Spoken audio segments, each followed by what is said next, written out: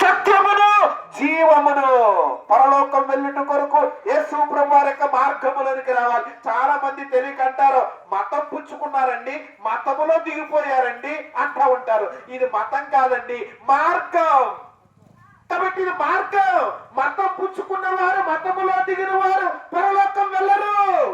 మార్గములోనికి వచ్చిన వారు గమ్యస్థానం వెళ్తారు. మార్గములో నడిచిన వారు పరలోకం వెళ్తారు. మార్గములోనికి రాకపోతే, మార్గములో నడవకపోతే గమ్యస్థానం ఎలాగెళ్తారు? యేసు ప్రభు వారంటూ ఉన్నారు, నేనే మార్గం. ఆయన మార్గంలోనికి రావాలి.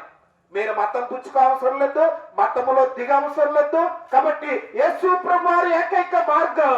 ఆ మార్గంలోనికి వస్తే నెమ్మది ఉంది, సమాధానం ఉంది, సంతోషం ఉంది, పాపాలు క్షమించబడతాయి. అందుకనే యేసుక్రీస్తు ప్రభువారు ఈ లోకానికి ఎందుకు వచ్చినారు? పాపములు క్షమించుట కొరకే ఈ లోకానికి వచ్చినారు. ఆయన మనుష్య కుమారుడికి పాపములు క్షమించే అధికారము కలిగిన వారు. అధికారం ఉందండి. దేవునికి ఉన్న అధికారం ఏంటి? పాపాలు క్షమించే అధికారం. ఈ లోకంలో ఒక అధికారం ఉంటారు. ఒక ఉద్యోగం ఇవ్వచ్చు, ఒక ఉద్యోగం తీసివేయచ్చు, లేదా సస్పెండ్ చేయవచ్చు. అనేక మార్గాలు ఉంటాయి. తనకున్న అధికారం అటువంటిది, పవర్ అటువంటిది. మరి దేవునికున్న అధికారం ఏంటి? పాపాలు క్షమించే అధికారం. ఎటువంటి ఘోర పాపాత్ములైనప్పుడు కూడా ఆయన క్షమించే దేవుడు, ప్రేమించే దేవుడు. ఈ సాయంకాలపు సమయంలో నిన్ను ప్రేమిస్తూ ఉన్నారు, ఈ గ్రామాన్ని ప్రేమిస్తూ ఉన్నారు, ఈ వీధిని ప్రేమిస్తూ ఉన్నారు, నీ ఇంటిని ప్రేమిస్తూ ఉన్నారు, అందరినీ ప్రేమిస్తూ ఉన్నారు. అందుకనే దేవుడు లోకమును ఎంతో ప్రేమించెను. ఎంత ప్రేమండి! ఆయన ప్రేమ లోతు, ఎత్తు, వెడల్పు ఎవరు గ్రహించగలరు? ఎవరు తెలుసుకోగలరు? ఈ లోకంలో ప్రతి దానికి వెలకట్టగలం, ప్రతి దానికి వెలకట్టగలం, క్రైము చెల్లించగలం. కాబట్టి యేసు ప్రభు వారి యొక్క ప్రేమ వెలకట్టలేని ప్రేమ. ఏమిచ్చి ఆయన రుణాన్ని తీర్చుకోగలం. కాబట్టి యేసు ప్రభు వారి యొక్క మార్గంలోనికి రండి. యేసు చెప్పాడు, నేనే మార్గం, నేనే సత్యం, నేనే జీవం, నా ద్వారానే, ఇంకా వేరే మార్గం లేదు.